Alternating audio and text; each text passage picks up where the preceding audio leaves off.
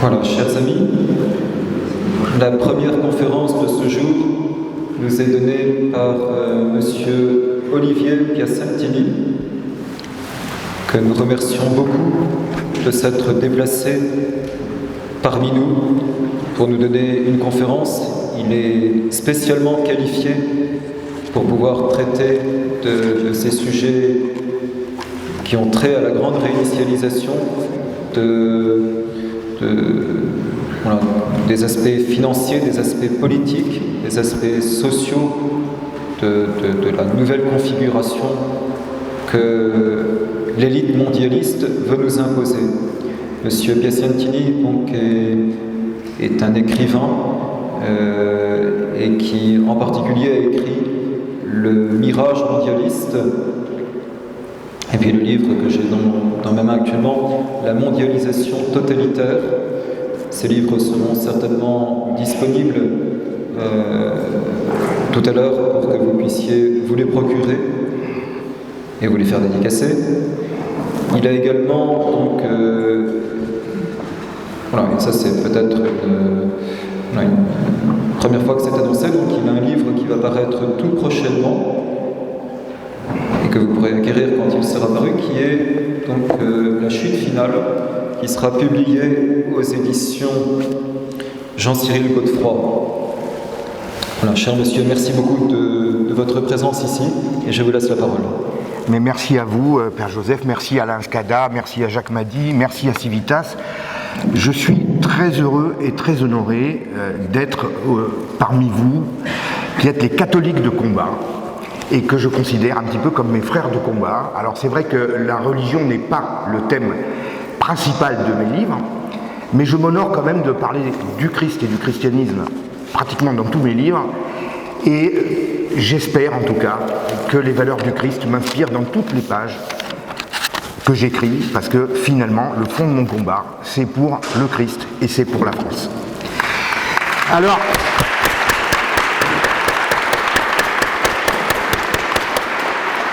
on va parler aujourd'hui de ce fameux Grand Reset, mais qu'est-ce donc que ce fameux Grand Reset dont on parle depuis 2 ans, depuis en fait le fameux livre éponyme de M. Schwab et Malray. Alors au sein des élites, on déplore que le livre ait alimenté les fantasmes complotistes partout à travers le monde, et venu en particulier de la droite tendance trumpiste, c'est-à-dire les grands méchants, comme l'a dit le grand média de gauche internet Combini, par la voix du journaliste Oduro, donc Monsieur Oduro, qui est le responsable de la cellule Décodeur du Monde. Alors, responsable de la cellule du Décodeur du Monde, c'est en fait le prêtre d'une nouvelle inquisition médiatique, celui qui sait, celui qui connaît son catéchisme mondialiste par cœur, et qui est habilité à vouer aux gémonies tous ceux qui ne sont pas d'accord. Voilà. Donc c'est ça le travail de ce monsieur. Alors, le 11 février 2021, ce monsieur s'est fendu d'un article dans le journal Le Monde, évidemment, pour souligner la maladie mentale des complotistes par rapport à ce livre. Voilà, parce que finalement, le Grand Reset, c'est un livre gentil. C'est un livre d'économie.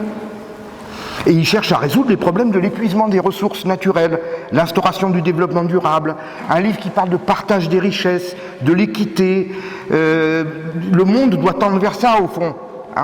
À aucun moment, nous dit M. Oduro, Schwab ne parle d'un complot. Schwab, il n'en parle pas du complot. Voilà. Il ne parle pas de politique contraignante. Il ne parle même pas de nouvel ordre mondial. C'est dire s'il est gentil. C'est donc nous qui sommes tordus. Et nous avons des lubies. Ce livre, ça explore de nouvelles pistes. On peut être d'accord, on peut être pas d'accord. Comme avec mes livres, avec les livres de n'importe qui, mais il n'y a quand même pas de quoi se mettre la rate au courbouillon, n'est-ce pas, messieurs? Vous feriez mieux d'aller consulter, peut-être même qu'on va vous forcer à aller en psychiatrie un de ces jours. Voilà. Car pour ce monsieur Oduro, monsieur Schwab qui préside le Forum économique de Davos et qui représente 1000 multinationales, dont chacune fait minimum 3,7 milliards d'euros de chiffre d'affaires. C'est le ticket d'entrée pour entrer là-dedans. Eh bien, ce monsieur Schwab qui préside tout ça, il n'aurait pas plus d'influence que monsieur Michu à Romorantin, qui a l'habitude de refaire le monde au comptoir du Café des Sports. Monsieur Schwab, dont les membres du club cumulent à eux seuls 15% du PIB mondial. directement, je ne parle pas des sous-traitants et du reste, ça c'est eux directement, 15% du PIB mondial, M. Schwab qui reçoit Macron, qui reçoit Biden, qui reçoit Xi, Draghi, Merkel, Gutiérrez, eh ben n'a pas le bras plus long qu'un petit dame qui écrit un livre comme moi. Vous voyez, c'est son livre, il est là, et puis vous êtes d'accord, vous n'êtes pas d'accord, il n'y a pas de mal à ça. Voilà. C'est un livre de prospective comme n'importe quel autre. Vous y croyez, vous, franchement, à ça? Vous y croyez? Non, ben vous êtes peut-être perturbé, comme moi. Monsieur Schwab ne parle pas de complot, il nous a dit, monsieur Oduro. Il ne parle pas de nouvel ordre mondial. Mais est-ce qu'il est assez stupide pour nous dévoiler le complot qu'il est en train de faire? Est-ce qu'il viendrait nous raconter par le menu la stratégie qu'il déploie depuis des années, les influences dont il se sert pour arriver à ses fins, toutes les manipulations qu'il a dû faire auprès des politiques? Monsieur Oduro croit sans doute que monsieur Schwab va venir nous expliquer tout ça en direct, et y compris devant les peuples qui aujourd'hui, je le maintiens et je vous le dis, sont de plus en plus réticents, et les gens du forum de Davos le savent et s'en rendent compte, on en parlera plus tard. Le grand reset du livre, en réalité, de quoi on parle dans ce livre? On parle du grand reset, mais de la version avouable du grand reset, la version séduisante, et encore pas pour tout le monde, pas pour moi, pas pour vous, mais pour certains. Mais c'est la version séduisante de quoi? D'un monde cauchemardesque que l'on commence à préparer, et qui est déjà à un stade bien avancé. Et on ne nous cache rien, au fond. On nous traite de complotistes, mais finalement, pour celui qui va chercher, pas bien loin, pas besoin d'avoir des bruits de tournée, juste d'aller sur les sites, sur les journaux, sur les publications, on ne nous cache rien. C'est vrai, il n'y a pas de complot, tout est dit. Voilà. On a posé la question à M. Schwab à propos de ce livre. M. Schwab, on vous accuse de vouloir abolir la démocratie. Il a répondu textuellement, pas du tout, moi je me bats pour un monde plus juste et plus équitable. Voulez-vous abolir la démocratie? Je me bats pour un monde plus juste et plus équitable. Observez bien, on lui parle de démocratie. Donc démocratie pour nous, c'est souveraineté des peuples, c'est liberté d'expression. Ben, lui il répond, moi je suis pour la justice et l'équité. Voilà. Donc ça n'a rien à voir avec la démocratie. C'est sa version de la justice et de l'équité. La démocratie, c'est pas la justice et l'équité. Une démocratie, le peuple est souverain, il peut prendre des décisions injustes, inéquitables, aux yeux de M. Schwab, aux yeux de n'importe qui. Démocratie, il répond justice et équité, ça veut dire que lui, il a sa vision du monde à lui, et ça veut dire que la démocratie, bon, finalement c'est périphérique, et puis bon, on fait avec, mais bon, il vaudrait mieux quand même qu'elle aille dans notre sens.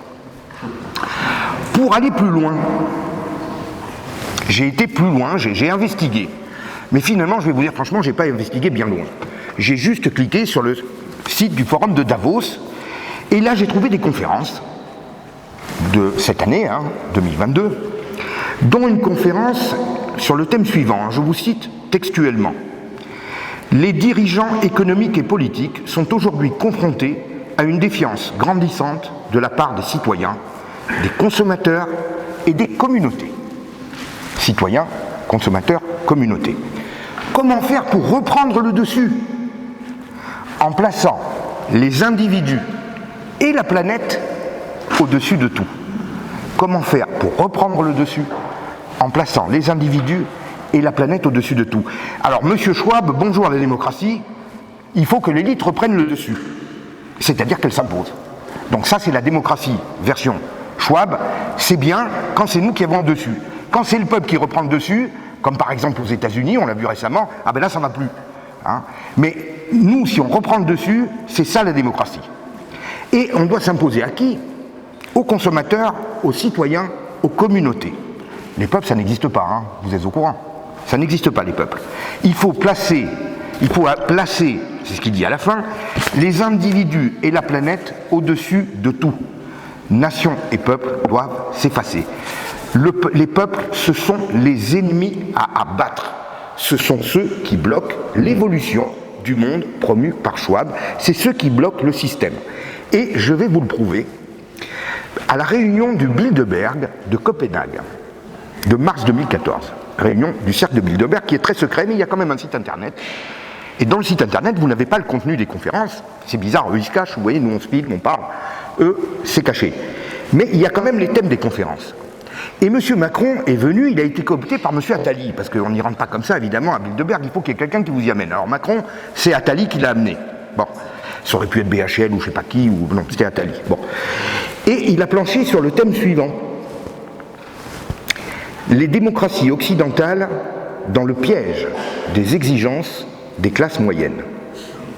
Les démocraties occidentales dans le piège des exigences des classes moyennes.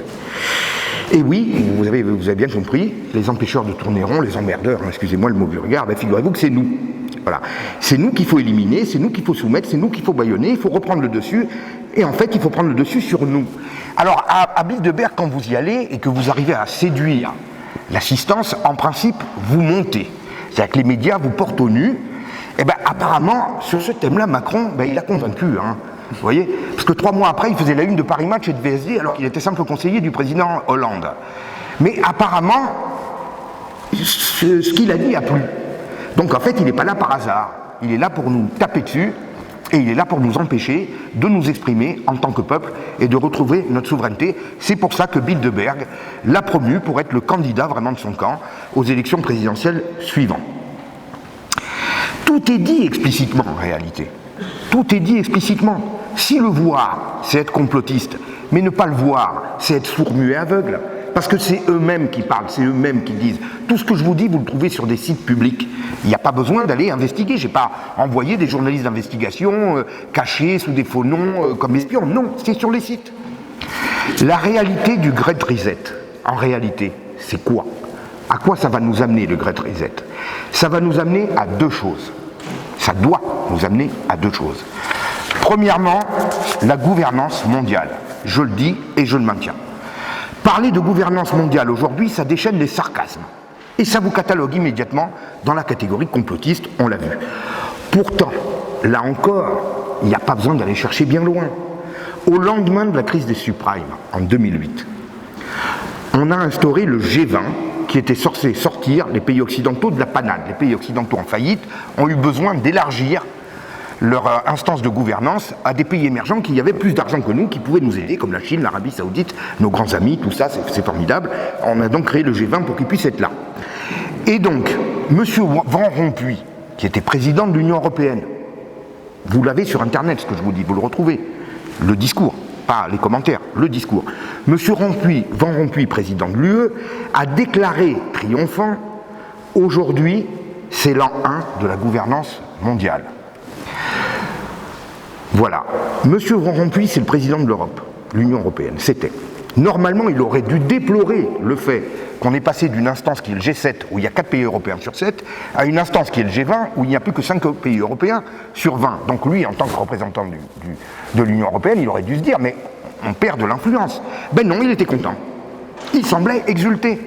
Et il parlait bien de gouvernance mondiale. Revoyez également la conclusion des accords de Paris par M. Fabius, en 2015. La larme à l'œil, il a dit, c'est l'avènement du gouvernement mondial, c'est aujourd'hui les accords de Paris. Donc, les accords sur le climat, c'est un acte de gouvernance mondiale. Et c'est d'ailleurs, à mon point de vue, la seule chose qui les intéresse vraiment. Le reste n'étant qu'un écran de fumée, on va dire. De fumée de CO2, bien sûr. Bon. En 2002, vous avez un rapport qui a été fait par M. Pisani-Ferry, grand économiste ultra connu, très bien en cours. Un rapport Pisani-Ferry qui était commandé par l'Union européenne. Et ce rapport concluait qu'il fallait d'urgence constituer un espace politique global, au sein duquel des associations volontaires s'efforceraient de façonner des règles communes à l'ensemble de la planète. Donc des associations volontaires qui vont façonner des règles communes à l'ensemble de la planète. Donc en fait, qui vont nous gouverner. Donc on ne va plus être gouverné par Macron, alors vous me direz que ça, je serais content, mais non, ça va être Super Macron qui va nous gouverner. Et qui va nous donner des règles, non seulement à nous les Français, mais à tout le monde. Et donc on va subir des règles qui s'imposent aux Africains, aux Chinois, etc. Et alors on lui a demandé, mais, et ça aussi c'est écrit dans le rapport, hein, c'est pas moi qui l'ai inventé, hein, quelle pourrait être cette instance politique globale ? Eh bien devinez ce qu'il a répondu. Le Forum de Davos est l'institution la plus à même d'œuvrer à la prise de conscience et à la régulation collective internationale. Le Forum de Davos. C'est démocratique, hein, comme le monde, ce qu'ils veulent. Hein.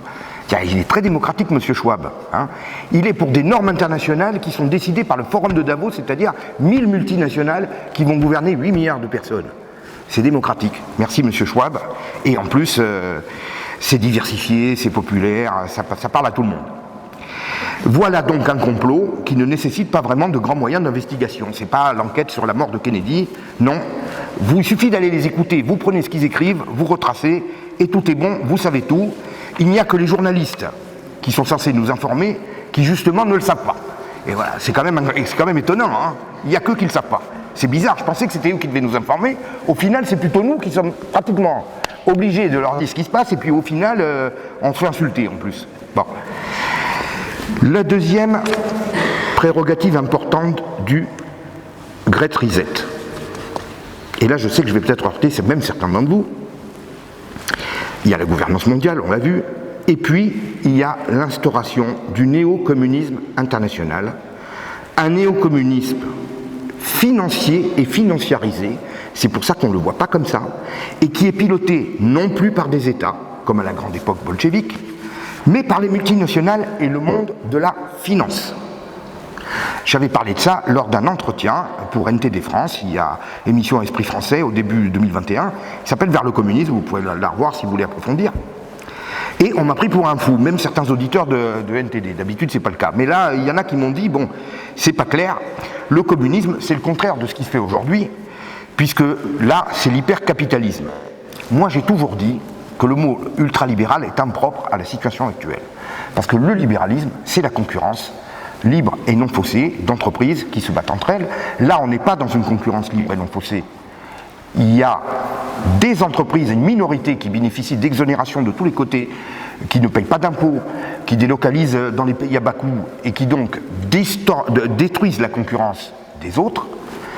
Donc, il n'y a pas de concurrence libre et non faussée, et il y a une concentration de la production du capital entre quelques mains qui n'est pas vraiment du libéralisme. À la grande époque du libéralisme, il y avait des lois antitrust pour casser justement ces concentrations trop fortes. Aujourd'hui, moi je ne parle pas de libéralisme, je parle d'oligarchie financière. C'est ça la réalité, c'est quelques-uns qui détiennent toutes les richesses et tout le pouvoir. Voilà. Depuis le forum de Davos, puisqu'on m'avait pris pour un fou, on m'avait dit, bon, communisme, il n'y a pas de communisme. Depuis sur le forum de Davos, on trouve un spot publicitaire avec un jeune, beau et sympathique trentenaire, tout sourire, qui nous dit « Vous ne posséderez plus rien, mais vous allez être heureux ». Et donc, est-ce qu'on est complotiste quand on voit là du communisme? Est-ce qu'on est malade du cerveau? Vous ne posséderez plus rien, mais vous serez heureux. Mais c'est ce que disait Marx, c'est ce que disait Fourier, c'est ce que disaient tous ces gens-là. C'est la même chose, tout est clair, tout est dit. On compte juste sur le grand silence médiatique pour désigner à l'inverdicte celui qui est tombé là-dessus, qui en parle, et alors après on lui dit mais vous êtes fou, vous avez été chercher ça, mais sur le site de Davos, vous êtes fou quand même. Bon. La question qui doit nous préoccuper maintenant, c'est comment est-ce qu'ils s'y prennent pour arriver à ces deux objectifs, gouvernance mondiale, néo-communisme international. Ne nous y trompons pas, la mise en place du Great Reset n'a pas démarré avec le Covid. Le Covid, ça a été un prétexte pour valider, aux yeux de l'opinion, des thèses de Davos et du Bilderberg, une occasion de s'imposer au milieu du désarroi général. Mais en réalité, ça fait 70 ans que le mondialisme est planifié. Ça fait 70 ans qu'il avance. Et ça fait 30 ans, c'est-à-dire depuis la chute du mur de Berlin, qui se déploie sans aucune opposition en face de lui. Mais le grand reset, on en parle aujourd'hui parce qu'il y a eu cette crise du Covid, parce que depuis quelques années, il y a une confrontation avec des opinions publiques qui sont de plus en plus réticentes, et là, on essaye véritablement de passer en force. On va en parler un petit peu plus loin dans le courant de cet exposé. Pour arriver à leur fin, les grands maîtres du mondialisme s'attaquent depuis des années à ce qui bloque. Qu'est-ce qui bloque le système vers la gouvernance mondiale? C'est les États occidentaux qui sont trop puissants, et les classes moyennes occidentales qui s'accrochent à leurs privilèges, qui ne veulent pas voir ni entendre, ni parler de solidarité avec les autres peuples. Car comment parvenir à un gouvernement mondial quand les peuples occidentaux vivent avec un PIB par habitant d'environ 35 000 $, tandis que les Africains vivent avec 3 000, les Arabes, les Latino-Américains, les Asiatiques avec 6 000. Il faut harmoniser les conditions sociales au sein du monde et tendre vers plus d'égalité entre les pays et les peuples. Il faut, comme disait Fukuyama, le grand prêtre de la mondialisation heureuse, Fukuyama disait, il faut déployer la prospérité occidentale à travers le monde. C'est ça qu'il disait au sortir de la chute du mur de Berlin, déployer la prospérité occidentale à travers le monde pour arriver à égaliser les conditions.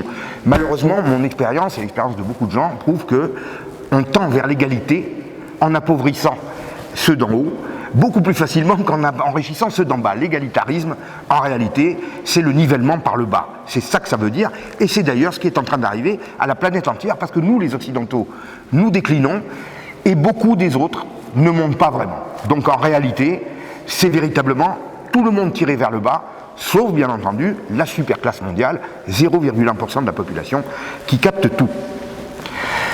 Celui qui ne comprend pas que nous, les peuples français, les peuples italiens, les peuples espagnols, les peuples russes, les peuples anglais, allemands, etc., américains, nous sommes devenus les bêtes noires des gens de Davos. Celui qui ne comprend pas ça, il ne peut pas comprendre pourquoi nous subissons le wokisme, pourquoi on veut déboulonner nos statuts, pourquoi il faut toujours qu'on fasse repentance, qu'on s'agenouille devant je ne sais qui et je ne sais quoi, pourquoi nous sommes attaqués dans nos moindres gestes quotidiens au prétexte soi-disant du réchauffement climatique. Donc nous, il faudrait qu'on arrête le gaz ou qu'on ne prenne pas la voiture pour aller de là à là, pendant que les multinationales, elles délocalisent au bout du monde avec des usines où là, allez-y, crachez-y le CO2 et les pluies acides et les épanchements et tout ce que vous voulez. Ensuite, il faut ramener tout ça avec des super containers, dont un seul représente des centaines de milliers de la consommation de CO2 de voitures pendant une année. Mais c'est à nous qu'on nous dit, ah ben non, il faut que vous fassiez attention. Là, tout ce qui concerne le libre-échangisme et le mondialisme ne porte pas sur le réchauffement climatique, c'est bien connu. C'est bien connu. Celui qui n'a pas compris ça, que nous sommes devenus les ennemis, ne peut pas comprendre pourquoi nous sommes sommés en permanence de baisser la tête au nom de nos ancêtres.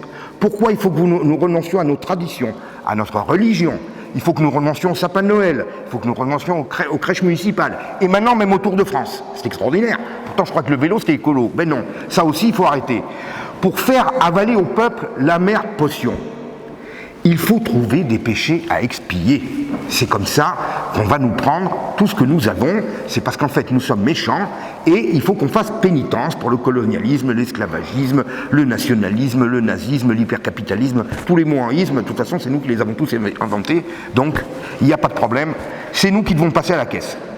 Culpabiliser, c'est manipuler, c'est rendre docile, c'est rendre servile, prêt à tout accepter. Et c'est ce qui se déroule sous nos yeux depuis maintenant beaucoup trop longtemps pour tous ceux qui ont la fierté d'être français, tous ceux qui ont la fierté d'être chrétiens, la fierté de tous ceux qui sont fiers d'être occidentaux. Moi, je vous le dis, j'en ai assez, et je suis sûr que vous aussi.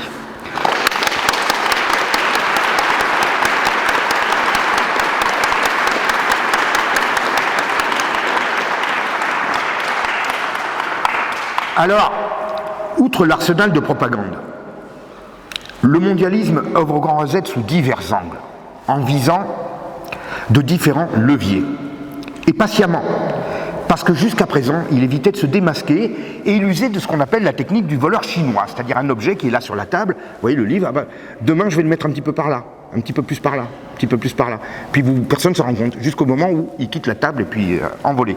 C'est cette technique dont ils usaient jusqu'à présent, c'est-à-dire on nous habitue petit à petit à de nouvelles choses, mais qu'on ne sent pas vraiment. Et finalement, il faut avoir le recul de 20 ou 30 ans pour regarder ce qui se passe en arrière, pour comprendre où on nous amène. J'ai mon ami Philippe Erlin, que vous connaissez peut-être, un économiste, qui avait écrit un livre sur le pouvoir d'achat, le grand mensonge. Moi, je suis désolé, pour ceux qui ont un certain âge, vous êtes bien d'accord avec moi quand même que depuis 30 ans, on a perdu du pouvoir d'achat en France. Les Français sont de plus en plus pauvres. Mais vous écoutez les statistiques, il paraît que non. On est de plus en plus riches, alors c'est peut-être moi, ou vous, enfin on est tous un peu couillons, on perd de l'argent, mais en fait la plupart ils gagnent. Bon, en réalité, nous avons perdu 25% de pouvoir d'achat. Monsieur Philippe Erlin a expliqué pourquoi. C'est parce qu'en fait, les statistiques de l'INSEE sont systématiquement manipulées de manière à cacher cela. Et donc, mais vous comprenez, il faut déjà avoir... Là, c'est plus les moins de 20 ans, c'est les moins de 45 ans qui peuvent voir ça. Vous voyez ? Et puis, il faut s'en rappeler, il faut revoir les choses. Et donc, avec cette technique du voleur chinois, on arrive quand même à faire passer des tas de mensonges dans le dos des gens. Voilà. Le mondialisme se sait impopulaire et il ne se définit jamais comme tel. Jamais personne ne vous dit « moi je suis le parti mondialiste ». Il ferait rien. Bon, après tout, je suis démocrate. présentez-vous avec votre projet mondialiste. On vote pas. Bon, ben on votera pas et ils le savent. Donc ils agissent différemment. Ils agissent avec la puissance financière, la puissance médiatique, et ils agissent par petites touches pour ne pas heurter les peuples, pour accoutumer les gens au changement, sans qu'ils s'en rendent vraiment compte, quelque chose d'imperceptible. Depuis quelques années, ils se sont trouvés obligés d'accélérer le programme. Jusqu'à présent, ils voulaient le faire dans la délicatesse. Maintenant, ils commencent à taper dur. Pourquoi ? Mais parce que tout simplement, il y a la montée des populismes qui est de plus en plus forte. Il y a maintenant une opposition. Ils craignent de voir des États passer sous la coupe de ces populistes, et c'est déjà arrivé, bien entendu. États-Unis, Brésil, Italie, donc quand même des pays, et le Brexit avec la Grande-Bretagne, donc des pays quand même importants qui aujourd'hui rejettent pour une part importante de la population, je dirais, leur projet mondialiste. Et donc, ils essayent d'aller plus vite parce qu'ils veulent prendre les populistes de vitesse. Ils ont peur que les populistes s'emparent du pouvoir et reviennent complètement sur tout ce qu'ils ont fait. Donc ils essayent de faire passer le maximum de choses de plus en plus vite. Mais ce faisant, ils se mettent de plus en plus à découvert, ce qu'ils ne voulaient pas. Et on se rend compte quand même de plus en plus facilement et de plus en plus nombreux que quelque chose ne va pas. Il y a quelque chose qui tourne pas. Bon. De plus en plus de gens, même sans avoir la conscience de l'ensemble des choses, comprennent qu'on leur ment et qu'on leur raconte des bobards. Premièrement, la gouvernance mondiale, il faut détruire la puissance et la souveraineté de nos pays. Comment est-ce qu'ils font ? D'abord, on détruit l'économie. Les délocalisations massives ont détruit nos industries et nous rendent aujourd'hui totalement à la merci de la Chine, des pays asiatiques, pour le moindre de nos approvisionnements, et on l'a vu pendant la crise du Covid, et malheureusement, je vous le dis, je ne veux pas vous gâcher votre fin d'été, mais malheureusement, nous allons vivre bien pire que ça dans les semaines et les mois à venir, hélas. Vous verrez à quel point nous sommes dépendants, surtout avec des monnaies qui ne valent presque plus rien bientôt. Toutes ces délocalisations, ce n'est pas le fruit du hasard ou de l'évolution du monde comme ça, non, c'est des décisions politiques. Des décisions politiques menées depuis 30 ans en faveur du libre-échangisme, avec tout ce qui a été décidé lors de l'Uruguay-Round, du GATT, c'est-à-dire à la fin des années 90, quand il y a eu la chute du mur de Berlin, puis l'OMC, etc. Tout ça, c'est décidé avec les politiques. C'est quelque chose sur lequel on pourrait revenir, et d'ailleurs certains ont essayé de le faire. Donc, ouverture de nos frontières à tous les produits, sans aucune protection pour nos entreprises. Et ça, donc libre-échangisme, concurrence totale avec n'importe qui. Si vous êtes contre, c'est que vous n'y comprenez rien. Vous êtes un économiste à l'ancienne, à l'âge de pierre, des années 70, on m'a dit. Bon. Et on conjugue ça avec le socialisme. Parce que le socialisme, nous l'avons. Nous avons 62% de dépenses publiques en France. Niveau de prélèvement obligatoire le plus élevé du monde. En France, nous sommes très hauts. 62% de dépenses publiques, c'était le niveau de dépenses publiques de la Hongrie dans les années 60. Pays communiste. Bon, c'était pas le plus communiste de tous, il fallait ménager, mais pays communiste, même niveau de dépenses publiques que nous aujourd'hui. Tous les pays occidentaux, de toute façon, ont des taux de dépenses publiques qui sont compris entre 38 et 60% du PIB, selon les pays. Des réglementations de plus en plus kafkaïennes, en particulier sur tout ce qui concerne l'écologie, les normes de santé alimentaire, tout ce que vous voulez. Nous imposons des tas de choses et nous livrons nos pauvres entreprises, lestées de charges et d'impôts. On les plonge dans le libre-échangisme absolu. Mais écoutez, comment voulez-vous qu'elles tiennent le coup ? Mais comment voulez-vous qu'elles tiennent le coup ? C'est tellement gros que ça ne peut relever que d'une intention délibérée. C'est comme si vous avez un cheval qui doit partir pour une course, vous lui rajoutez 50 kilos sur le dos. Mais comment voulez-vous qu'il gagne ? Comment voulez-vous qu'il gagne ? Eh bien, il perd. Et toutes les industries s'en vont. C'est exactement ce qui est en train de se passer. Voilà. Quand on vous dit ça, ou quand on vous disait ça plutôt, vous étiez un nul, vous y compreniez rien. Vous étiez un économiste bidon. Et pourtant, il y a quelqu'un qui a pu démontrer qu'il y avait bien et bien une alternative à cette politique. Ce monsieur, qui a beau être comme il est, parce qu'il n'est pas toujours d'une classe folle, moi je l'admire quand même beaucoup, c'est monsieur Trump. Monsieur Trump, c'est le premier qui a décidé de remettre des barrières douanières, pas surtout, parce qu'il n'est pas fou. Vous voyez, parce que les gens vous disent, ah ben vous voulez revenir au monde d'avant, à l'âge de pierre et compagnie. Pas surtout, non, sur des produits ciblés où la concurrence est manifestement déloyale et des produits qu'on peut refaire chez nous, aux États-Unis, par exemple, on cible, on protège nos industries, on met des barrières douanières. Et en même temps qu'on met ces barrières douanières, on baisse les charges et les impôts de production, c'est-à-dire ce qui va peser sur la production locale. C'est ce qu'a fait M. Trump. Bien. Il paraît que c'était pas bien. Mais c'est marrant quand même. Au bout de 2 ans, 4,5% de croissance aux États-Unis. Le plus fort taux de croissance depuis les 30 Glorieuses. Il n'y a jamais eu de taux de croissance de 4,5% aux États-Unis depuis le choc pétrolier de 73. Il y a eu 2 ans après l'arrivée de Trump. Mais il paraît que c'est un hasard. Et alors, il paraît que c'était une politique pour les riches. C'est ce que disent ceux du forum de Davos, qui eux sont pas riches. Bon. Voilà. C'était une politique pour les riches. Eh bien, les 2 années qui ont suivi l'élection de Trump, les salaires ont augmenté aux États-Unis de plus du double de ce qu'ils avaient augmenté durant les années Obama, qui lui, il est pour les pauvres. Il est pour les pauvres, c'est d'ailleurs pour ça qu'il y en a de plus en plus avec lui. Avec Trump, il y en a de moins en moins. Ça doit être pour ça que lui, il est pour les riches. C'est très simple. Trump a mis une politique qui favorise le travail, la prise de risque, l'investissement, le mérite. Et il met à l'abri les gens qui veulent se lancer là-dedans. Il met à l'abri tous ceux qui se produisent aux États-Unis et qui embauchent des Américains. Et on lui donne des avantages, on lui enlève des fardeaux qui jusqu'à présent pesaient sur lui, et là on peut le livrer à la concurrence internationale, il n'y a pas de problème, ils vont résister. C'est du simple bon sens. Du temps que Trump a été au pouvoir, il y a même des entreprises chinoises qui sont venues installer des usines aux États-Unis parce que ça leur revenait trop cher de réimporter. Comme par exemple Foxconn, entreprise de semi-conducteurs. Bon. Et c'est quand même incroyable. Est-ce que ça a été souligné dans les médias? Non, non. On vous parle de M. Trump qui a traité je ne sais quel journaliste de gougnafier ou j'en sais rien, des trucs vraiment pas intéressants. Mais le fond des choses, celui qui nous concerne, ça, on ne sait pas.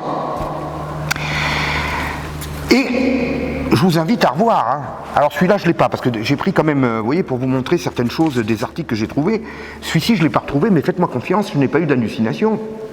Le lendemain de la victoire de Trump, le lendemain, les Échos titraient « Le monde au bord d'un krach financier avec l'élection de Trump ». Bien. Non seulement il n'y a pas plus de krach financier, mais l'économie des Américains s'est reprise. Le krach financier, malheureusement, on va l'avoir, mais avec Biden, malheureusement. Vous voyez, malheureusement pour eux. Au demeurant, pour vous donner quand même quelques petites choses, hein, je fais une petite digression. J'ai regardé les chiffres de la croissance des pays européens du dernier trimestre, le deuxième trimestre. Là. Alors, est-ce que vous savez qui sont les 3 premiers? C'est rigolo, hein. Alors, le premier, c'est l'Espagne. Bon, on va dire, il y a l'Espagne. Le deuxième, c'est le Royaume-Uni. Vous savez, le pays qui devait s'effondrer avec le Brexit, là. Ah ben, c'est le deuxième taux de croissance, là. Et le troisième, vous savez qui c'est? Ah, c'est encore plus drôle, hein. C'est la Russie. Eux, alors, ils devaient être complètement morts. Vous voyez, même le président, il devait être mort. Tout devait être mort. C'est le 3e taux de croissance du deuxième trimestre 2022. Et la Russie, sur le deuxième trimestre, c'est le 2e excédent commercial pratiquement de toute la zone OCDE, le 2e trimestre. Merci les sanctions. Je pense que le meilleur, celui qui est le plus content des sanctions contre la Russie, c'est M. Poutine. C'est incroyable, mais c'est comme ça. Et les chiffres le prouvent. Hein. Mais ça, vous ne l'entendez pas non plus à la télé. Par contre, vous les avez sur les chiffres officiels de l'OCDE. Donc, vouloir revenir sur le libre-échangisme. Pourquoi est-ce qu'on vous attaque? Pourquoi est-ce qu'on attaque Trump? Parce qu'on l'a attaqué pour ça, vous voyez, c'est pas parce qu'il aime les starlettes porno ou je ne sais quoi. On l'a attaqué parce qu'il voulait revenir sur le libre-échangisme. Parce que c'est s'attaquer au dogme absolu de Davos. C'est s'attaquer au mondialisme dans ses aspects idéologiques. C'est aussi s'attaquer à ce qui rapporte des montagnes d'argent qui remplit les tiroirs-caisses parce que les multinationales captent aujourd'hui 80% des flux commerciaux internationaux. Vous vous attaquez au libre-échangisme, c'est vous attaquer à l'évolution du monde voulue par la superclasse mondiale. Alors, bien sûr, Trump, on l'a dénigré partout, tout le temps. Il a été cerné par la meute dans ses moindres dérapages, une grimace, et c'était à la une des journaux. Alors que pendant ce même temps, les usines elles revenaient en masse aux États-Unis. Et on a même assisté à des pénuries de main-d'œuvre à ce moment-là. Les entreprises ne trouvaient pas de main-d'œuvre. Tellement ça avait repris. On peut dire, 1 an avant l'élection US aux États-Unis, la pandémie est quand même tombée à point nommé. Hein, parce que ça a quand même bien brouillé le message. Vous voyez, ça commençait à marcher trop bien, la politique de Trump. Le virus est passé par là. Alors, moi, je vous dis ça, je vous dis rien, je ne sais pas. Hein, mais, en tout cas, c'est bien tombé. Je ne sais pas comment c'est tombé, mais c'est bien tombé. Il faut maintenir le libre-échangisme, mais il faut aussi maintenir le socialisme. Il faut maintenir les États-providence. Et oui, le socialisme, c'est bien pour les multinationales. C'est ça qui est étonnant, les gens ne comprennent pas. Mais pour les multinationales, c'est du pain béni, parce qu'elles, le socialisme, elles ne payent pas. C'est les autres qui payent. Elles ne payent pas. Vous comprenez? Alors que les PME payent un impôt sur les sociétés en France de 26%. Vous savez quel est le taux moyen d'imposition sur les sociétés des multinationales? 8%. 8%. Et encore, ça c'est 8% des bénéfices déclarés. Vous voyez ce que je veux dire? Je ne vous parle pas de tout ce qui est parti dans les comptes offshore, les paradis fiscaux, les optimisations, les trucs et les machins. Vous voyez? Donc, holding par-ci, compte offshore par-là, des usines au Vietnam et même au Bangladesh ou tout ce que vous voulez. Ben oui, elles ne payent rien. Le socialisme, c'est pour les autres. Le socialisme, en fait, ça détruit leurs concurrents. Ça détruit les PME. Même les grosses entreprises nationales, mais enracinées, qui sont obligées d'être là, qui sont obligées de payer. Et celles-là, elles finissent en faillite, ou alors, ben c'est très simple, elles se font racheter en solde par la superclasse mondiale qui vous dit qu'il faut être socialiste. C'est comme ça, il faut penser aux pauvres. Et puis nous, on rachète les pauvres qu'on a rendus pauvres, en fait. Voilà. Observez bien. Dans les années 80, c'est-à-dire avant la guerre froide, les milieux d'affaires, ils étaient pour les libéraux. Ils soutenaient Reagan, ils soutenaient Thatcher, ils soutenaient Kohl, ils soutenaient Giscard. Aujourd'hui, ils soutiennent qui? Ben, ils soutiennent Macron, ils soutenaient Hollande, ils soutiennent Draghi, ils soutiennent Scholz, Sanchez. C'est ça, les têtes d'affiche politiques des milieux d'affaires. Parce qu'ils mettent en place un socialisme qui ne paye pas, et même qui leur profite. C'est pas un hasard. Puis en plus, le socialisme, ça a un deuxième avantage. Ça coûte cher. Et ça surendette les États. Parce que nos déficits, c'est, je vous le dis directement, le social. Et je vous le prouve. Et je vous le prouve. Les dépenses publiques en France, c'est 62% du PIB, c'est à peu près, en PIB normal, pas le PIB d'après Covid, c'est à peu près, donc il y a 1300 milliards d'euros de dépenses publiques. Là-dessus, les dépenses de l'État, c'est 400 et quelques milliards. Et les dépenses sociales, enfin les revenus de transfert, c'est 800 milliards. Alors là-dedans, il y a les retraites, il y a la santé, mais vous avez plus de 250 milliards de social et d'assistanat social. Avec en plus, vous le savez, une fraude massive qui est liée au fait que Charles Pratt a dénoncé un grand nombre de cartes vitales, etc. Mais tout ça, on ne s'y attaque pas. Ça, c'est du complotisme. C'est pas vrai. Bon, donc il faut garder ce système social-là. C'est ce système social qui crée les déficits en France et dans de nombreux pays. Mais il n'y a pas de problème. Déficit, où est le problème? Il y a les grandes banques, elles sont là. Elles nous financent. Elles nous donnent l'argent qu'on perd. Il n'y a pas de problème. Puis au passage, elles encaissent des intérêts. Vous voyez, ça fait depuis 1973. En réalité, on a payé le double de la dette en intérêts, à force d'être surendetté, et de déficits et autres. Voilà. Donc, finalement, le socialisme, ça rapporte de tous les côtés au monde de la finance, aux grandes banques, aux multinationales. L'endettement de la France, il est passé de 20% du PIB en 1981 à 120% aujourd'hui, multiplié par 6. Et la même tendance, vous la retrouvez à peu près dans tous les autres pays, plus ou moins, mais c'est à peu près la même tendance. Le surendettement, ça profite aux banques, et puis ça rend les États sous perfusion, dépendants de la sphère financière. Ça les transforme en marionnettes de la finance internationale. Alors pourquoi arrêter le socialisme? C'est ça qu'il faut maintenir coûte que coûte, pour enfoncer les États occidentaux, les rendre dociles, en faire des obligés, des valets. La main qui reçoit est toujours inférieure à ceux qui donnent. C'est Napoléon qui disait ça, et il parlait de la dette des États à ce moment-là. La main qui reçoit est toujours inférieure à celle qui donne. C'est ce qui nous arrive aujourd'hui. C'est exactement ce qui nous arrive. En demeurant surendettés, comme c'est le cas aujourd'hui, les États occidentaux sont les valets des marchés financiers. Pourquoi? Parce que la spéculation peut à tout moment faire flamber les taux d'intérêt et plonger les États dans la faillite. 1% de hausse des taux d'intérêt, ça coûte 36 milliards d'euros au budget de l'État. C'est M. Villeroy de Galhau, le gouverneur de la Banque de France, qui l'a dit en mai dernier. Mais moi, je l'ai dit pas en mai dernier.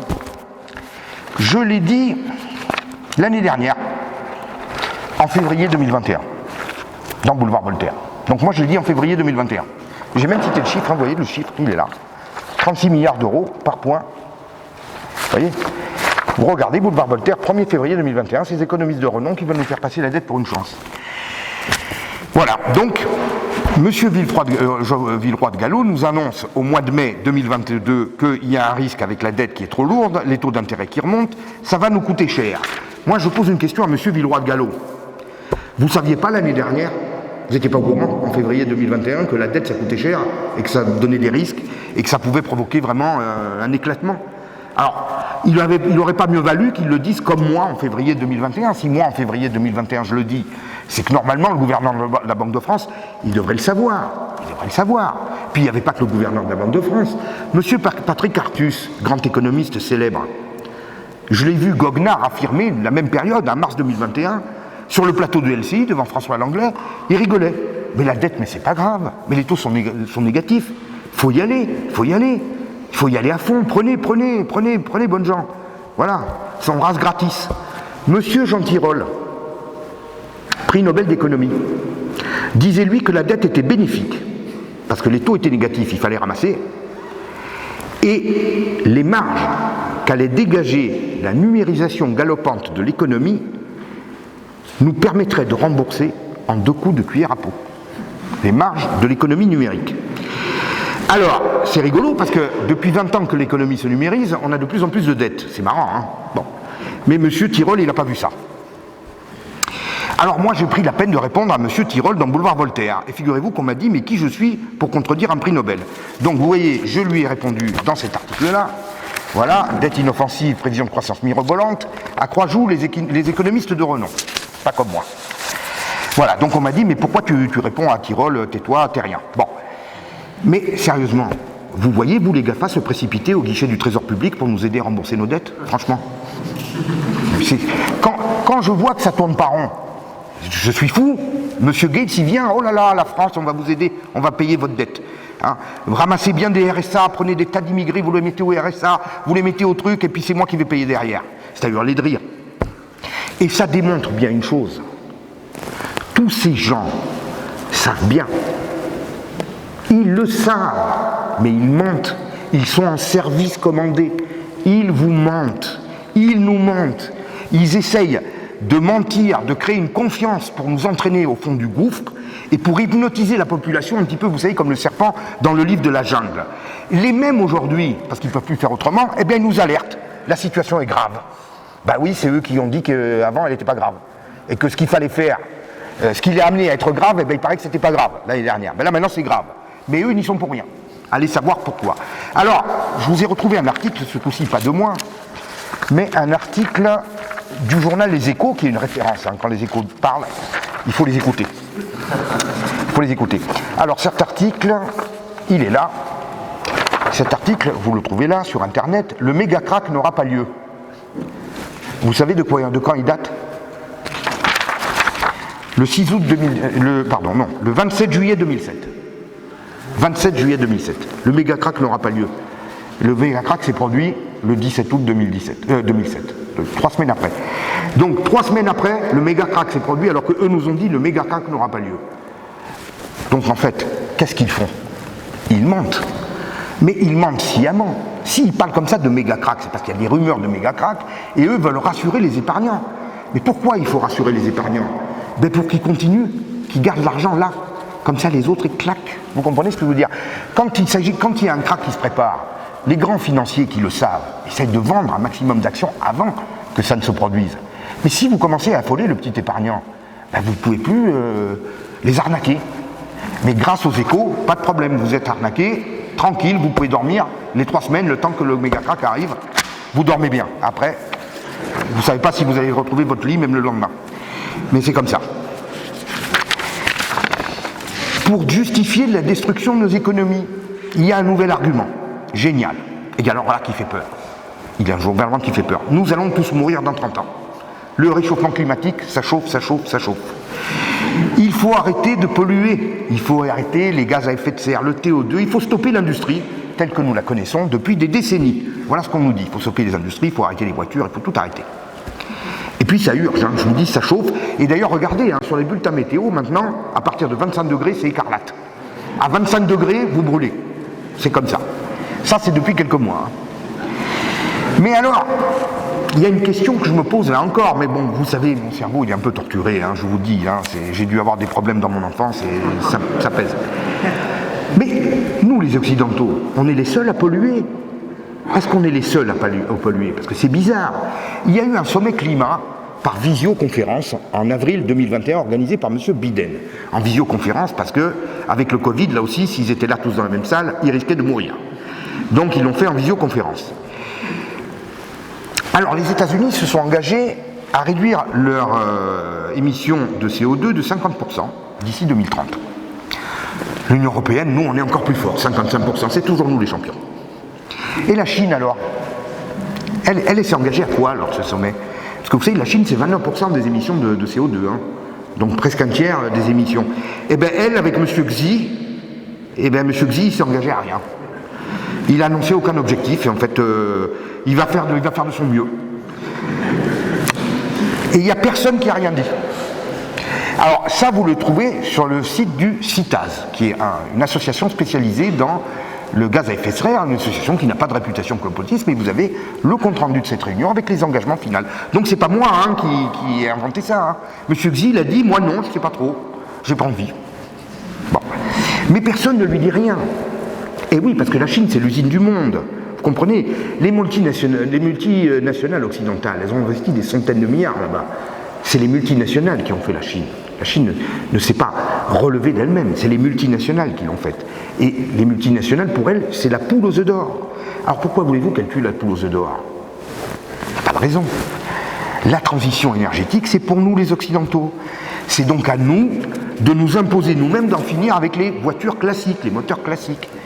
Et de nous imposer le moteur électrique d'ici 2035. C'est-à-dire, on suicide notre industrie automobile. Ce qui ne fait d'ailleurs que déplacer la dépendance énergétique de nos amis saoudiens vers nos amis chinois qui, eux, ont les terres rares. Décidément, on est entouré d'amis. C'est ça qui est bien. C'est pour ça qu'on est pour le mondialisme. C'est parce qu'il n'y a que des amis dans le monde. Ça, c'est pour la destruction de nos économies. Mais il y a aussi la destruction de la souveraineté de nos nations. Celle qui rend nos politiques démunis de tout réel pouvoir. Celle qui finit par résigner les peuples, qui voient bien qu'ils votent pour des pantins en réalité. Comment détruit-on la souveraineté des nations? Alors ça n'a pas commencé hier. Hein. L'UE, vous le savez, l'Union européenne, c'est déjà un instrument redoutable qui transfère le pouvoir réel des élus vers la technocratie bruxelloise qui décide, avec les lobbies, de ce qu'il faut que nous avalions. La plupart de nos lois ne sont que des directives européennes imposées à notre Parlement et retranscrites, comme par exemple l'ouverture du marché du rail à la concurrence, enfin, plein d'autres lois comme ça. On nous impose aussi devant nos aéroports, etc. Enfin, tout ça. L'Union européenne, c'est aussi la Cour européenne des droits de l'homme. Cette Cour qui, au final, s'oppose à nos tribunaux nationaux. Elle s'impose à nos tribunaux nationaux. C'est une Cour qui, par exemple, conteste la loi française sur la burqa. Cette Cour qui, finalement, récuse nombre d'expulsions de clandestins qui sont décidées par nos tribunaux. Enfin, celles qui sont décidées par nos tribunaux. Hein. Déjà, ils n'ont pas la main lourde, mais en plus, derrière, il y a la Cour européenne des droits de l'homme. Bien. L'Union européenne, c'est l'espace Schengen, c'est-à-dire l'ouverture des frontières entre pays européens. Mais au moins, est-ce qu'elle nous protège, nos frontières extérieures de l'Union européenne? Est-ce qu'elles sont protégées? Vous savez combien l'agence Frontex, qui est censée protéger nos frontières, combien elle dispose d'agents? Alors en 2015, avant la crise migratoire, il y en avait 1500. Ça, c'est pour protéger les frontières de l'Union européenne. Et là, maintenant, ils ont fait un effort. Il y en a 6000. Vous voyez les frontières européennes, ce que c'est? Ah, les Erdogan et même Loukachenko, ils se régalent, hein, ils peuvent y aller. Hein. Eux, ils ont la marchandise, ils peuvent nous la livrer. C'est comme les Chinois, leur camelote. Eux, ils nous livrent des migrants, il y a tout qui rentre, il n'y a pas de problème. Sur un budget de 150 milliards d'euros, l'UE en consacre 3 milliards à la protection des frontières et à la sécurité. 3 milliards sur 150 milliards. Pourquoi? Parce que l'immigration de masse, c'est le meilleur moyen de détruire une nation. Ça détruit la cohésion des peuples, ça crée des conflits permanents. Ça mine la fraternité nationale qui fait vivre une nation, qui fait vivre une démocratie. Alors, on y va gaiement. En 2000, 900 000 immigrés par an dans l'UE qui rentraient chaque année. Aujourd'hui, c'est 1,5 million. Ça, c'est les officiels, hein. Je ne parle pas des clandestins. Je n'ai pas les chiffres, je ne sais pas, mais enfin, à mon avis, ça ne s'est pas réduit. Et ce n'est pas encore suffisant aux yeux de nos élites. Ce n'est pas suffisant. Alors, il faut que l'ONU intervienne. Et elle intervient avec le pacte de Marrakech qui a été ratifié fin 2018. M. Trump avait dit non, comme ordre et justice en Pologne, comme M. Orban, etc., etc. Ce pacte veut, à terme, instaurer un droit à la migration. À terme. Et un devoir pour les États d'accueillir les migrants. Alors là encore, on nous dit qu'on est complotiste. Le pacte de Marrakech, c'est une déclaration d'intention. C'est pour dire que les migrants sont gentils. C'est pas contraignant. Donc il y a 181 chefs d'État qui se sont déplacés, tous ensemble pour dire mais les migrants, les pauvres, ils sont gentils, il faut les aider. Mais on ne prend pas de décision, mais sachez qu'ils sont gentils. Bon. Vous savez, pour faire avaler des couleuvres pareilles aux gens, aujourd'hui, ils ont compris qu'il fallait y aller lentement, doucement, pas trop brusquer les gens. Vous savez, la Cour européenne des droits de l'homme, elle a été fondée en 1959. Mais elle n'est devenue contraignante qu'en 1986.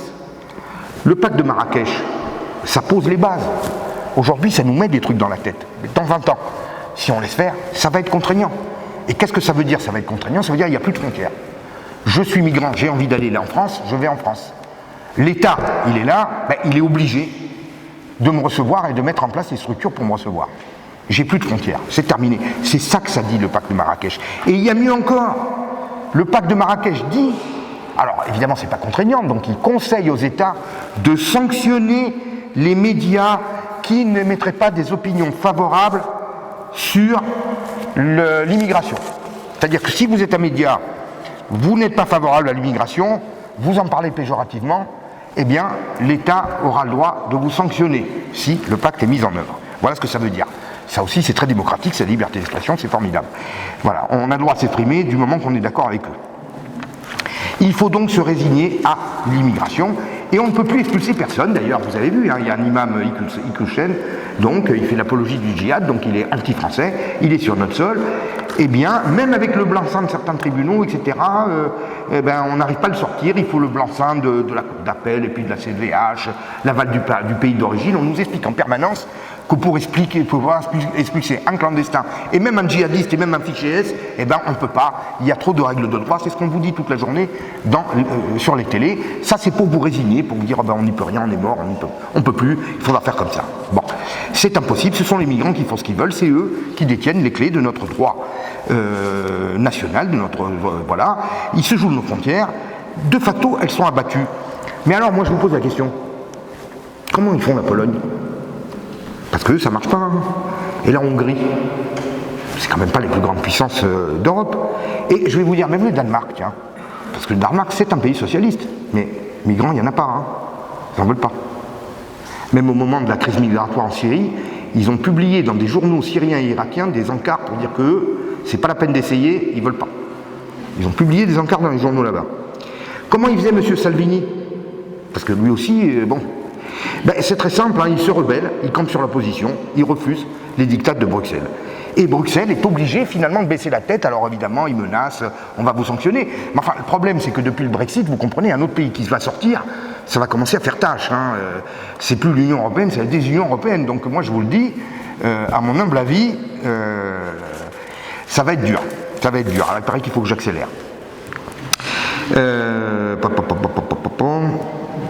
Alors, on va parler maintenant de l'avènement du néo-communisme, parce que ça, j'y tiens beaucoup. Alors, le communisme, c'est quoi? C'est la concentration de toutes les activités en une seule main, qui ensuite les répartit de façon plus ou moins égalitaire. Hier, la main qui détenait la richesse dans les pays communistes, c'était l'État. Aujourd'hui, c'est le monde de la finance, et c'est pour ça qu'on ne voit pas ça comme du communisme. C'est le monde de la finance qui veut organiser ce néo-communisme, qui veut le faire. Vous ne posséderez rien, mais vous serez heureux. Au-delà de ce slogan de Davos, le magazine Forbes avait évoqué un monde idyllique, selon lui, où on loue les vélos, on loue les voitures, on loue les équipements électroménagers, de l'informatique, on loue des services divers, des hébergements, le logement. Tout arrive à la demande et on peut changer en un claquement de doigts. On loue, on est libre, on ne possède rien, mais on a tout. Voilà, c'est le paradis sur Terre, version Davos. Vous ne possédez rien, mais vous êtes heureux. Mais dites-moi, toutes ces voitures, tous ces appartements, là, ces vélos, tout ça, là, ça appartient bien à quelqu'un, non? Il y a bien quelqu'un qui les possède. Eh bien, qui les possède, ça va être le forum de Davos. En fait, le forum de Davos se sacrifie. Il accepte d'endurer un grand malheur, mais pour nous éviter le nôtre.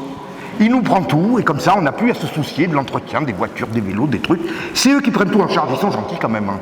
Ils sont gentils, vraiment. C'est merveilleux. Ils nous épargnent de la propriété.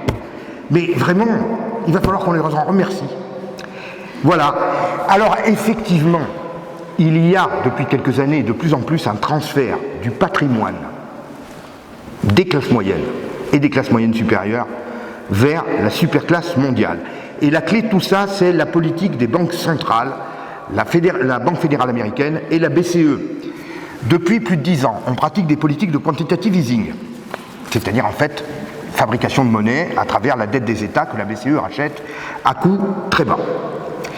La réalité du pouvoir, c'est le monde de la finance qui l'a pris au lendemain de la crise des subprimes de 2007 avec la crise des dettes souveraines. En 2007, on nous disait qu'il fallait impérativement encadrer le monde de la finance, la spéculation, reprendre le dessus. C'est le contraire qui s'est produit. Parce que les États qui ont aidé les banques et qui les ont renflouées se sont trouvés surendettés. Et surendettés, elles sont passées sous la coupe du monde de la finance. Voilà. Le quantitative easing a été mis en place par les banques centrales pour sauver les États en difficulté qui sinon auraient été, je dirais, plombés par la spéculation. Mais tout ceci, ça a des effets pervers. C'est-à-dire que tout l'argent qui ne se porte pas sur les bons du Trésor, puisque je dirais la finance privée ne va pas se mettre sur des bons du Trésor qui rapportent de moins en moins. Donc ça part dans la sphère financière privée, actions, obligations, etc., etc. Et ça fait donc monter artificiellement la valeur des actifs de la superclasse mondiale. Petit à petit, avec cette politique qui est censée sauver nos États, en réalité, on enrichit les plus riches. Tout l'argent injecté par les banques centrales se retrouve investi dans la sphère financière, survalorise les actifs de la superclasse mondiale. Pendant la période du Covid, on vous a dit qu'on a voulu sauver les commerces. Alors on les sauve en les enfermant. Bon, mais on leur donne de l'argent. Et vous voyez, là aussi, on prête à taux zéro, etc. On est gentil avec les petits commerces. Ce qu'on ne vous dit pas, c'est que dans le même temps qu'on a aidé les petits commerçants avec cette politique, la BCE a avancé plus de 900 milliards d'euros aux banques à des taux négatifs de 1,5 point en dessous de ce qu'a prêté aux États. C'est-à-dire que les banques ont eu des taux encore plus négatifs que les États et des sommes colossales, soi-disant pour qu'elles continuent à financer les PME. En réalité, elles n'ont pas financé les PME, elles ont réinvesti en bourse, et vous l'avez vu, puisque la bourse a continué à monter alors que l'économie était à l'arrêt. Donc, vous avez une distorsion, c'est-à-dire que le patrimoine des petites entreprises, leur activité est plombée, on les maintient un petit peu en vie comme ça pour dire, voyez, on ne les coule pas, et puis en réalité, on fait tout pour favoriser les grands groupes financiers qui ensuite profitent des difficultés de ces PME pour les racheter. Et c'est la politique de la Banque centrale qui a grandement aidé à ça. La crise sanitaire a été un formidable prétexte pour accélérer le transfert du patrimoine des classes moyennes vers les élites économiques mondiales. Et vous le savez, la numérisation aussi que ça a occasionné pendant la période où on était tous chez nous, on achète sur Amazon, et bien les habitudes ont été prises. Et là aussi, ça enlève du chiffre d'affaires du petit commerçant et ça le met vers les GAFA. Mais les GAFA sont gentils, elles vont nous aider à payer nos dettes. Alors, aujourd'hui, les banques et les multinationales cumulent une proportion jamais atteinte de la richesse mondiale. Elles ont les États à leurs bottes. Je vais vous prouver qu'elles ont à leurs bottes. En 2016, elles ont ratifié la directive BRRD. Cette directive, elle permet aux banques de déclencher sans difficulté, elle déclenche un mécanisme de sauvegarde et elle leur permet de se servir sur l'épargne des clients. C'est-à-dire, aujourd'hui, votre banque a des difficultés, mécanisme de sauvegarde, elle prend votre argent et elle se renfloue. C'est autorisé par la directive BRRD. Depuis, cette directive elle a été ratifiée par le Parlement français en août 2017, 2 mois après l'arrivée de Macron, mais c'est vrai qu'il connaît bien les banques. Donc, il ne pouvait pas les laisser tomber. Pourquoi ces élus du peuple ont ratifié une loi pareille qui ne fait qu'aider les banques et ne fait que sabrer dans leur dos les épargnants? C'est tout simplement parce qu'elles sont sous l'influence de ces gens-là. Alors, que vont faire les superpuissances d'argent de leur pouvoir? Selon Davos, plus de justice, plus d'équité, plus d'égalité, en particulier pour les gens de couleur, c'est marqué dans le site, qui sont victimes de discrimination et de persécution. C'est marqué, rubrique cohésion et société du Forum de Davos. La richesse dégagée par la super-élite dépend de moins en moins du travail, avec la numérisation, la robotisation, l'intelligence artificielle. Depuis 2001, il faut 13% d'heures de travail en moins pour arriver à la même production de richesse. Donc nous allons vers un monde où il y aura une minorité qui travaille dans le qualifié, une masse de gens précaires avec des petits boulots et une majorité qui n'aura pas de boulot. Alors le communisme, ça va être quoi? Ça va être de donner de l'argent à ces gens-là. Et c'est pour ça qu'on vous parle de plus en plus de revenu universel. Le revenu universel, on va le payer avec quoi? Vous pensez avec l'argent des multinationales et des GAFA, vous croyez-vous? Ah ben non. Regardez, vous allez sur YouTube, vous tapez Loi Laglaise et vous avez un reportage de France 2, Loi Laglaise 2019. C'était avant le Covid. S'il n'y avait pas eu le Covid, on y aurait eu droit. La loi Laglaise, c'est quoi? C'est très simple. L'État s'approprie le foncier. C'est-à-dire, vous êtes propriétaire d'une maison ou d'un appartement, le foncier, c'est plus à vous, c'est à l'État. vous n'êtes plus propriétaire que du bâti et vous payez un loyer sur le foncier. Et cet argent va servir à rembourser la dette, c'est-à-dire en fait à payer tout le social qui nous plonge dans les déficits. Donc vous voyez, le communisme, il est là. On s'attaque à la propriété immobilière de plus en plus. De plus en plus. Vous le savez, Macron n'a pas défiscalisé l'impôt sur la fortune immobilière, il n'a défiscalisé que ses amis de la finance. Les autres qui sont propriétaires immobiliers, non. Quand il a exonéré à 80% les foyers de la taxe d'habitation, il fallait bien compenser. Vous savez comment ils ont compensé les collectivités? Ils ont monté la taxe foncière. Donc, on pénalise la propriété. Vous savez le mot populiste, qui c'est qu'il a utilisé le premier? C'est Lénine. Et vous savez qui ça désignait? Il voulait désigner les petits propriétaires qui étaient réactionnaires et qui résistaient au communisme. Parce que la propriété, en réalité, quand on vous enlève la propriété, on vous enlève votre liberté. Parce que la propriété, ça vous permet d'avoir, vous, vos moyens de vivre tranquillement, de transmettre. Vous avez une tranquillité d'esprit. Si on vous enlève la propriété, vous n'avez plus rien, vous ne pensez plus par vous-même. Petit à petit, on vous impose les choses. Le mal communiste qu'on a chassé en 91, il revient aujourd'hui. Et il revient avec ceux qui étaient censés justement nous en préserver, c'est-à-dire l'élite financière. Voilà. Alors, le forum de Davos, malgré tout, avance, mais je n'ai pas le temps de déplorer, il est lui-même angoissé par la situation et par cette montée des populistes. Il voit bien que les peuples sont de plus en plus conscients, de plus en plus résistants, de moins en moins dociles. Il y a aujourd'hui une compétition qui s'est ouverte entre les populistes de plus en plus forts sur le terrain de l'opinion publique et la superclasse mondiale qui, elle, malheureusement, a un avantage, elle est de plus en plus puissante, de plus en plus riche, de plus en plus influente. C'est à nous aujourd'hui, avec nos moyens, c'est-à-dire la communication, la rébellion contre le système, c'est à nous d'inverser le cours des choses pour retrouver nos valeurs, retrouver nos libertés et retrouver la puissance et la souveraineté de nos pays. Je suis obligé d'arrêter là et je vous remercie de votre attention.